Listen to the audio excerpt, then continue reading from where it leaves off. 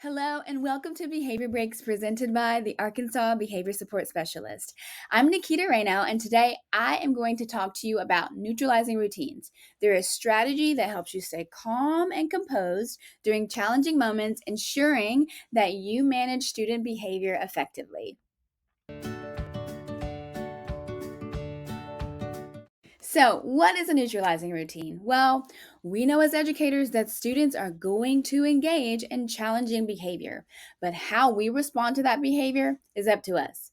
A neutralizing routine is simply an instructional, proactive response to unwanted behavior in place of a reactive response in times of stress. So, why do you need a neutralizing routine? Well, at times we may experience some sensitive moments when emotions and stress can influence our responses toward others in ways we might regret or in ways that don't align with our values. So, for example, maybe there are certain class periods that just are a little bit rowdy, or maybe you've had a stressful conversation with a colleague or an administrator right before you start class. Maybe there are personal circumstances that you have going on in your life, or maybe you're just tired or sick or hungry. All of those things affect how we respond to challenging behavior. In these moments, a neutralizing routine acts as that buffer to allow us to pause before we outwardly respond. So, when looking at a neutralizing routine, there are some critical components that we want to keep in mind. Here are the four critical components of building a neutralizing routine. They have to be doable in the moment, it must be an if then statement, it must provide space between the behavior and the response, and it needs to be brief with clear steps. And we're going to go over each one of those individually. So, first up, we have doable in the moment. What does that mean? Any neutralizing routine should be quick and easy for you to implement at any point throughout your day. And a decision might happen immediately, or it could be delayed until later to allow more time to pass and clear thinking. So, for instance, if a student refuses to get started on a task, you can take a deep breath and redirect them to the task. Or you can take a deep breath and say, hey, let's talk about this later. Whatever it is, it needs to be quick and doable in the moment. Next, you want to make sure that your neutralizing routine is an if then statement. So basically, your neutralizing routine is determining if this happens, then I will do this. For example, if your students are typically more talkative after lunch and they tend to blurt out while you're teaching, your if then statement can be, if a student blurts out while I'm instructing, then I will take a deep breath, slowly count to 3, and remind them of the expectation. Simple if then statement. Next, your neutralizing routine must provide space between that challenging behavior and your response. Having a neutralizing routine allows you to interrupt that current chain of events and briefly disengage from that challenging behavior or power struggle in order to gain your composure and respond appropriately. It helps you take a pause in order to delay a potentially harsh response. Now, when taking that pause, you can do a quick assessment of your thoughts and your feelings to determine your internal state. So, how are we going to determine our internal state?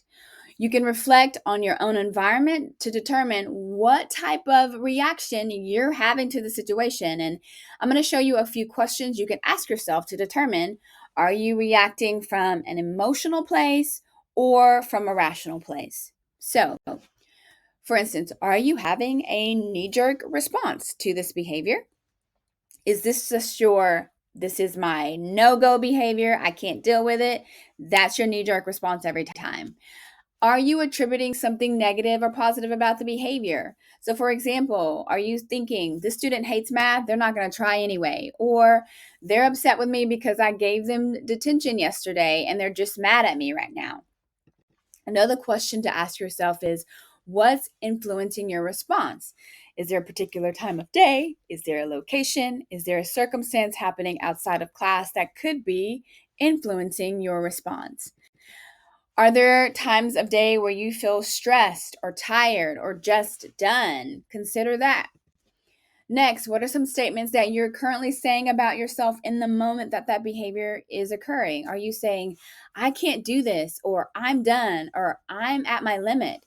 It's important to consider how your answers to these questions can impact how you respond to behavior in the moment. This is especially important to consider when students are exhibiting a pattern of challenging behavior. So once you've answered those questions to determine your inner state, then it's going to be beneficial for you to develop a plan that will help you pause before responding to the behavior. That leads us to our last critical component of building a neutralizing routine. It has to be a brief action with clear steps. So when challenging behavior occurs, it might be difficult to remember to follow a plan. So it will be important for you to have an action plan with short, clear steps that you can use at any time, but especially when your emotions are heightened. For example, use an acronym that's short and easy to remember, such as try or stop. So here's an example of a neutralizing routine using the acronym TRY. It means to take a deep breath, reflect on your emotions, and tell yourself, you've got this, you can be calm. The next one is stop. So it's stop your unconscious response. Take 2 mindful breaths to self-regulate, observe how you're feeling, and proceed positively by doing what's most effective. So those are just 2 simple ones that you can try, or you can build your own. Okay, this is very important.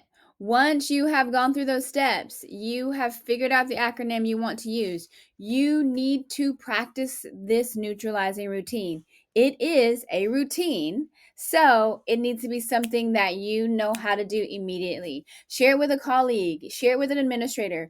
You can even create a neutralizing routine for your entire class if you would like, but this needs to be something that you can do automatically and immediately.